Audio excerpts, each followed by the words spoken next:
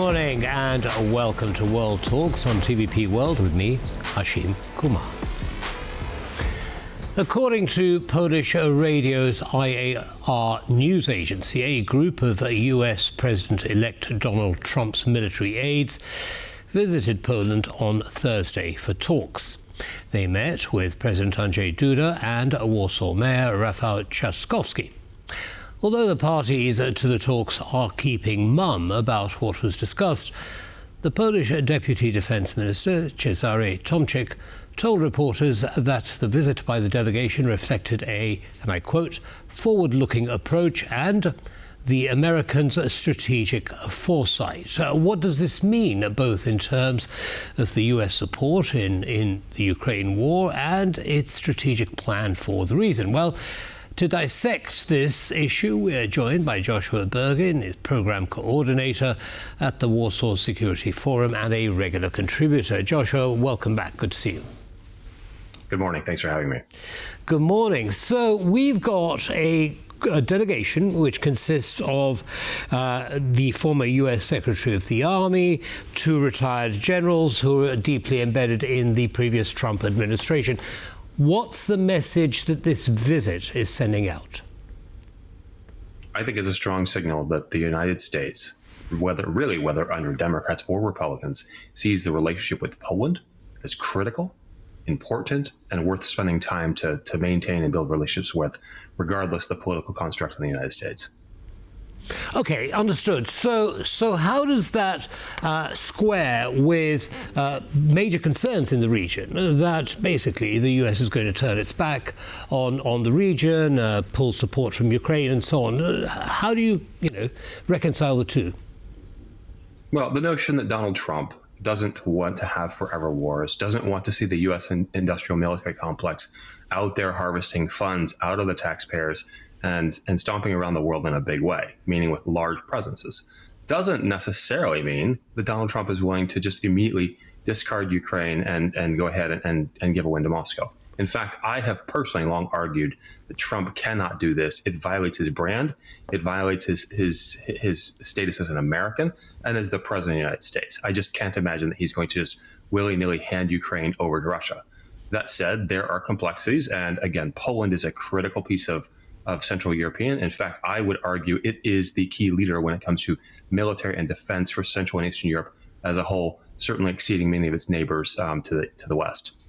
Indeed, and one of the gripes that President-elect Trump has always had is that NATO countries aren't paying their fair share, and of course Poland is paying more than it's required to do. So I guess that helps with the relationship between the two countries and the leaders in each. Well, I would suggest that it represents a set of common values that Poland and the United States have consistently looked at risk in a way that some of the Western European countries have not.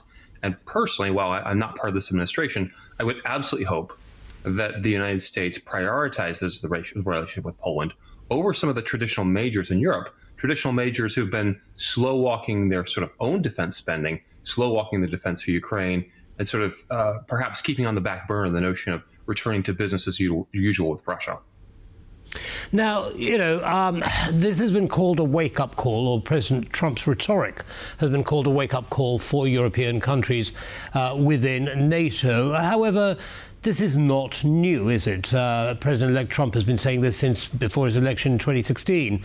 So do European countries actually really need to wake up this time and get their act together in terms of strategic spending? Well, there's no question that there is the neighbor to the east, Russia, that has perpetuated all sorts of conflict around the continent. Let's think Georgia, let's think Ukraine, let's think Moldova. Russia has not hesitated to disrupt through either corruption, through coercion, through a whole range of instruments that they use to perpetuate their power.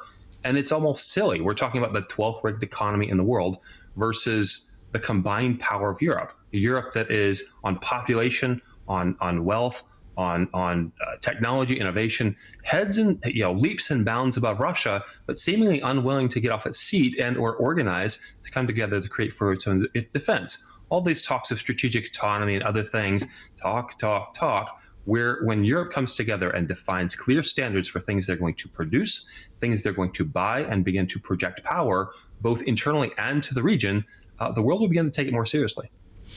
Indeed. Now, does the choice of participants in these meetings surprise you?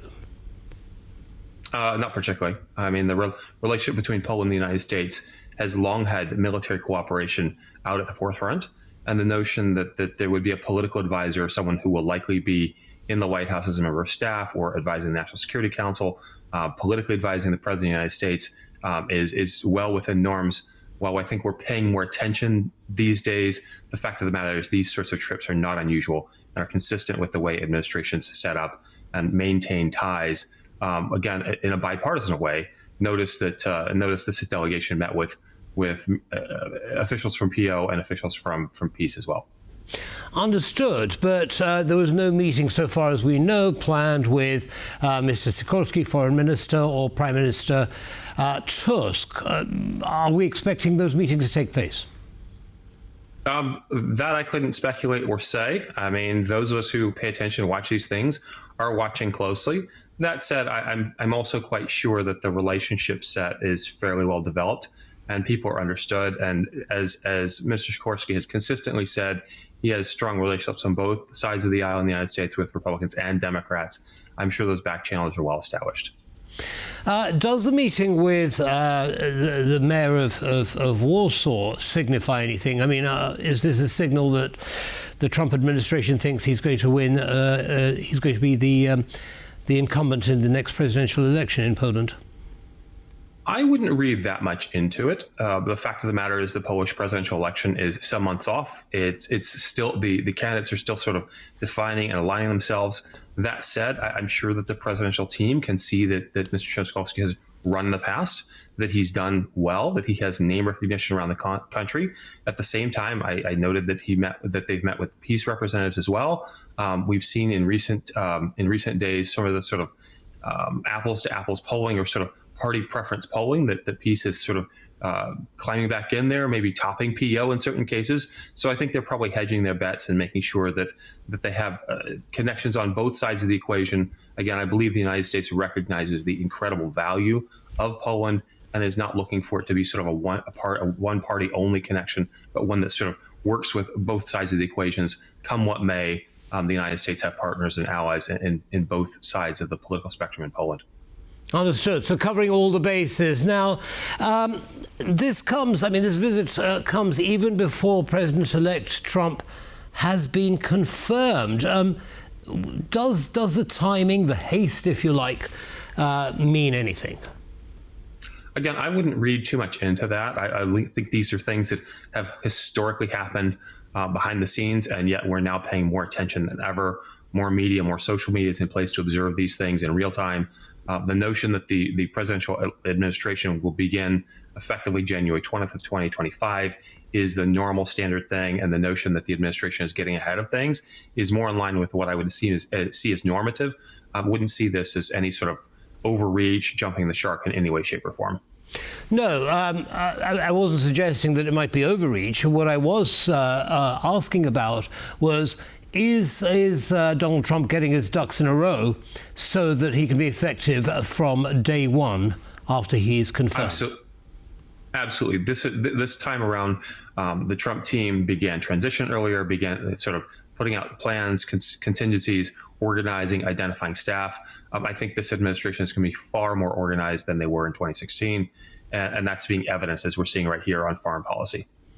Understood. Now, if we zoom out a little bit, there have been some concerns about President-elect Trump's picks for his cabinet.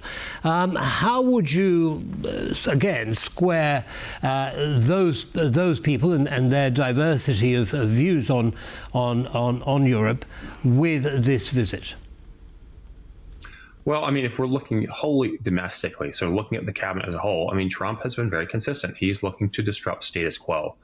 And, some can easily argue that on a number of metrics, the United States needs to make some significant changes.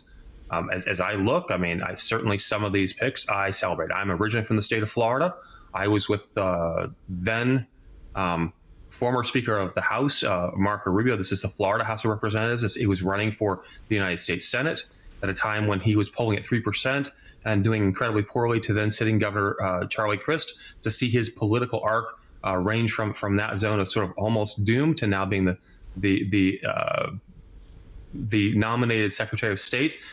Marco has been sharp, articulate. He has clearly self-fashioned himself into a foreign policy expert. His history from Cuban legacy, I think he's going to be an amazing Secretary of State. Other nominees, there's question marks as to whether they'll be confirmed and sort of what their objectives are. They're less. It's less clear that they're going to operate in a classical sense, whereas I think Marco is going to be more of the classical sense. Understood. Well, we look forward to seeing what happens there. Now, I'll save the best question till last, Joshua. What did they talk about in Warsaw? We've only got a minute or so left. I'm certain that they talked about military and defense questions. I'm certain they were talking about issues related to politics and sort of how to best understand Poland. I'm certain they were reassuring each other of the fact that the Polish-American relationship is strong and will continue to be so for many, many decades to come. Understood. Well, we certainly look forward to that state of affairs. Joshua Burgin, thank you very much indeed for sharing your analysis with our audience. Have a good day, sir. Thanks for having me with you. Thank you. Bye-bye now.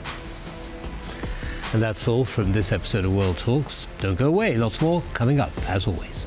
Bye for now.